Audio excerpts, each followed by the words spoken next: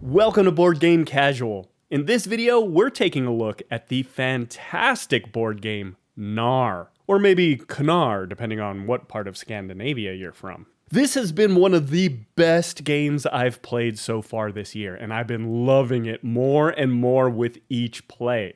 I'll talk a bit about the game and its production, what I like most about the game, what I like least, and I'll wrap it up by giving it a final score using the BGG scoring system. Let's get into it. Knarr is a medium weight, or maybe light to medium weight, competitive engine building game for 2 to 4 players, where you and your opponents are taking on the role of Viking clan leaders. On your turn, you're either going to be playing a Viking card from your hand to your tableau, activating the entire column of cards in that color, gaining you benefits and resources, and then drawing another card from the market space dictated by the card you've played. Or you're going to spend Viking cards from your tableau to take the Explore action, buying location cards that you add to the top of your tableau, increasing your trade benefits. In either case, you're gonna then have the option to do some trading for rewards by spending 1, 2, or 3 bracelet tokens to gain the rewards from the first 2, or all 3 columns respectively.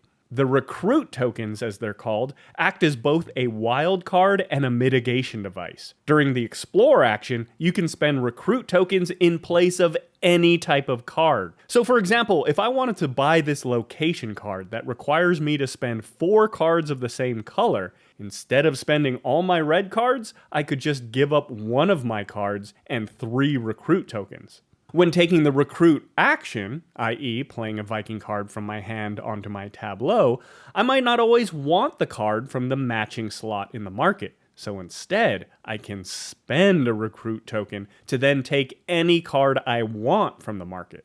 This is a fast-paced race to 40 victory points, with turns that are quick and snappy, and it plays in under 30 minutes. It's a great game where you can play multiple games back to back. It's easy to teach and learn, but full of fun choices, crunchy decisions, and with multiple paths to victory. There are so many different ways to score points, especially depending on which location cards are coming out and how you're building your other columns. So players have a lot of freedom to find their own strategy. I personally have won games by building up location cards and getting a really strong trading engine going. But I've also won games without exploring at all. There's this fun balance of building up your columns and getting more and more compounded rewards every time you activate it, and timing when to give up some of those cards to explore and buy some location cards instead.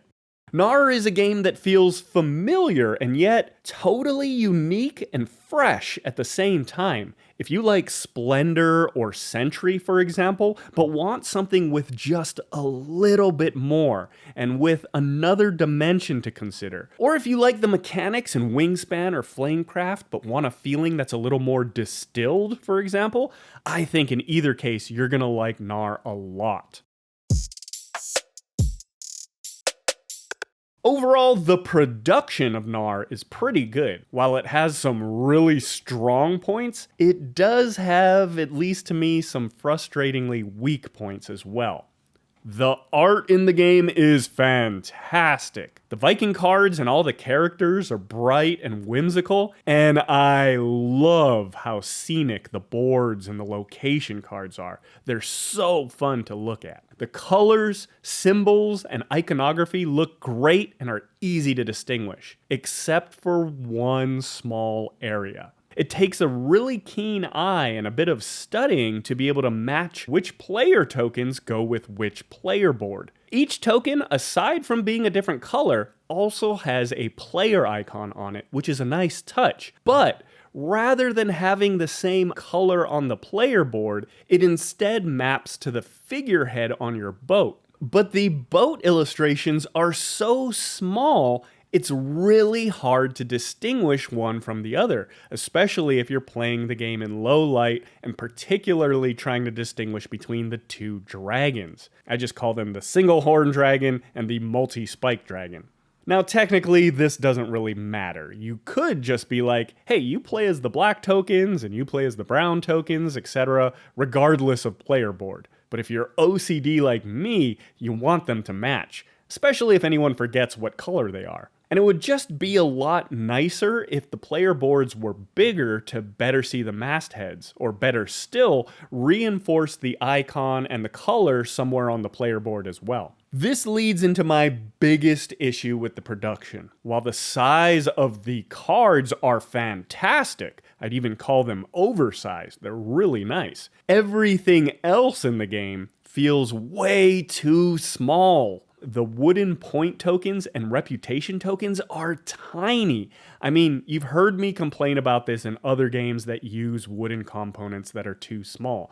They're extremely fiddly, they kind of stick to your fingers, and are really easy to get bumped or even blown off the board if someone drops the rulebook too close to the board. And yet, as small as these tokens are, the point track and reputation track are so small, you can't fit more than one token on a space without stacking them. And this is a game where players are frequently having to share the same space. This only compounds the fiddliness. It's always the token on the bottom or the middle that has to move next. And it's so easy to accidentally knock a stack over, and now everyone has to scramble to remember who was where. The reputation track in particular is something you check at the beginning of every turn to see how many passive points you get automatically. But being so small, and especially when stacking cubes, it becomes really hard to see the indicators on the track. I love the concept of the notches on your player board for the bracelet and recruit tokens, where you gain a token by putting it into your notch and remove it when spending a token. But once again, these are some of the smallest cardboard tokens I've ever seen. And the whole thing just feels way too small, making it really fiddly overall, especially in how much you're constantly gaining and spending tokens. It doesn't feel like a flat cardboard token is even the right kind of piece for this mechanic. Since you have a fixed number of recruit and bracelet tokens that you're constantly moving in and out, you really want more of a pawn shape. Ergonomically, it would make more sense, something that you can pinch. Once again, I just feel like this constant trend of game publishers wanting to make smaller and smaller components, I assume to cut costs, is really hurting the usability of games and very short-sighted when it comes to the overall feel and experience. Maybe they had portability and travel in mind for this game. And to be fair, I'm not someone who travels with games. But having components this small is exactly why I wouldn't want to travel with this game. I'd be so afraid of dropping a piece and never being able to find it again. If they were to release a deluxe or full-size version of Knarr with a regular-sized game board, player boards, and components, I'd buy it in a heartbeat. I mean, Knarr is such a great game, and I, for one, think it deserves a full tabletop experience. And I'm not saying it has to be huge. Give me a Splendor-size box or an Architects of the West Kingdom-size production. I'm actually looking for ways I might be able to upgrade at least some of the bits in this game.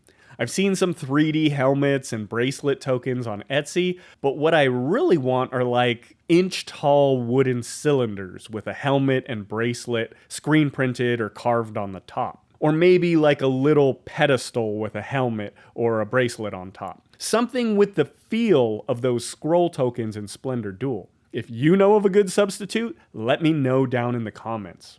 Okay, let's talk about what I like most about Knarr, and this game just sings to me. I love that when playing a card, you get to activate the bonuses from every card in that column. It feels like you get your engine up and running super fast, and it almost feels like a cheat if you're stacking point cards or cards that move you up the reputation track for those automatic points. I really like how the card you play dictates which card you get to take from the market, but you can always spend a recruit token if you want a different card. Speaking of the recruit tokens, I love what a key role they play. They feel so powerful and yet well balanced. If I'm buying location cards, I'm always trying to use recruit tokens in order to keep my stacks powerful. I love that when you take the explore action and need to spend Viking cards, you can spend any cards you want from the stack. There's a lot of strategy in when and which cards to dump, especially if they might come back to you. I love that there are multiple paths to victory in this game, and players are free to strategize. It's easy to teach, easy to learn, and it plays quick and snappy.